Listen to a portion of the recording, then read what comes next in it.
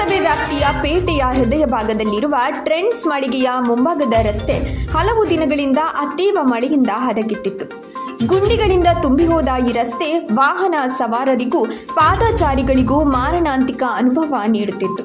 ಈ ರಸ್ತೆ ಗುಂಡಿಗಳ ತಾತ್ಕಾಲಿಕ ದುರಸ್ತಿ ಕಾರ್ಯ ಶನಿವಾರ ಆರಂಭಗೊಂಡಿದೆ.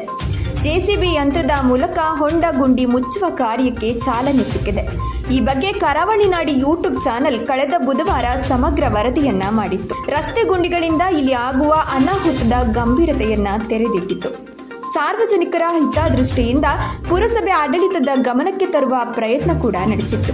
ಸ್ಪಂದಿಸಿದ ಪುರಸಭೆ ಅಧ್ಯಕ್ಷ ಯೋಗೇಶ್ ದೇವಾಡಿಗ, ಮುಖ್ಯಾಧಿಕಾರಿ ಲೀನಾ ಬ್ರಿಟ್ಟೋ ಅವರು ವಾರದೊಳಗೆ ತಾತ್ಕಾಲಿಕ ದುರಸ್ತಿಗೊಳಿಸಿ ಮಳೆ ಕಡಿಮೆಯಾದ ತಕ್ಷಣ ಶಾಶ್ವತವಾಗಿ ಸಮಸ್ಯೆಯನ್ನು ನಿವಾರಿಸುವ ಭರವಸೆಯನ್ನ ನೀಡಿದ್ದರು. ಇದೀಗ ಮಾತಿನಂತೆ ತಾತ್ಕಾಲಿಕ ದುರಸ್ತಿಗೆ ಕ್ರಮ ವಹಿಸಿದ್ದಾರೆ. ರಸ್ತೆ ದುರಸ್ತಿಗೆ ನಾಗರಿಕರು ಆಗ್ರಹಿಸಿದ್ದರು. ಎಲ್ಲಾ ಪ್ರಯತ್ನದ ಫಲಶ್ರುತಿ ಎಂಬಂತೆ ರಸ್ತೆಗೆ ತಾತ್ಕಾಲಿಕ ದುರಸ್ತಿ ಭಾಗ್ಯ ಕೂಡ ಸಿಕ್ಕಿದೆ. ವಾಹನ ಸವಾರರು ತುಸು ನಿಟ್ಟುಸಿರು ಬಿಡುವಂತಾಗಿದೆ. ಸುರಿಯುತ್ತಿರುವ ಗಾಳಿ ಮಳೆಗೆ ಹಲವೆಡೆ ಹಾನಿ ಸಂಭವಿಸಿದ ಘಟನೆ ನಡೆದಿದೆ. ಪಳ್ಳಿ ಗ್ರಾಮದ ಕಲ್ಲೆಚ್ಚಿ ಹಾಗೂ ಕಲ್ಯ ಗ್ರಾಮದ ಪರಾಡಿ ಮನೆಯಲ್ಲಿ ಜುಲೈ 24ರಂದು ನಿರಂತರವಾಗಿ ಸುರಿದ ಮಳೆಯಿಂದ ಜಯಂತಿ ರಾಘವ ಕುಲಾಲ್ ವಾಸ್ತವ್ಯದ ಮನೆ ಹಾಗೂ ಅಚ್ಯುತ ಆಚಾರ್ ಅವರ ದನದ ಕೊಟ್ಟಿಗೆಗೆ ಮರ ಬಿದ್ದು ಹಾನಿಯಾಗಿರುತ್ತದೆ.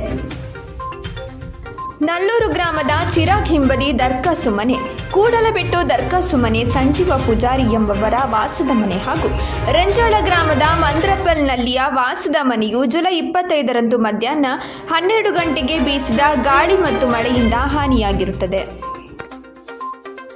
ಕಾರ್ಕಳ ತಾಲೂಕು ಕನ್ನಡ ಸಾಹಿತ್ಯ ಪರಿಷತ್ ವತಿಯಿಂದ ಜುಲೈ 24ರಂದು ಹೋಟೆಲ್ ಪ್ರಕಾಶ ಸಂಭ್ರಮ ಸಭಾಂಗಣದಲ್ಲಿ ವಿಶ್ವ ಕುಂದಾಪುರ ಕನ್ನಡ ದಿನಾಚರಣೆ ನಡೆಯಿತು.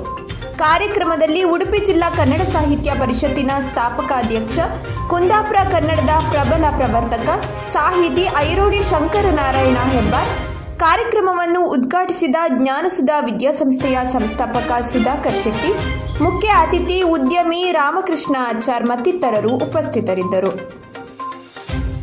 ಯರ್ಲಪಾಡಿ ಗ್ರಾಮದ ಗೋವಿಂದೂರು ಎಂಬಲ್ಲಿನ ಅಯ್ಯಪ್ಪನ ಗುಡಿಯ ಮೇಲ್ಛಾವಣಿಯು ಗಾಳಿಯಿಂದ ಬಿದ್ದು ಹಾನಿಯಾಗಿರುತ್ತದೆ.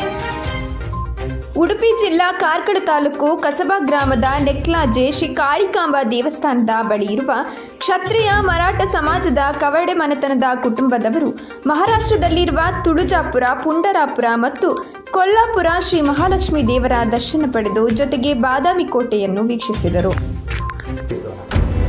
ಕರಾವಳಿ ನಾಡಿ ಸುದ್ದಿ ಸಂತೆಯಲ್ಲಿ ಸತ್ಯದ ಜ್ಯೋತಿ.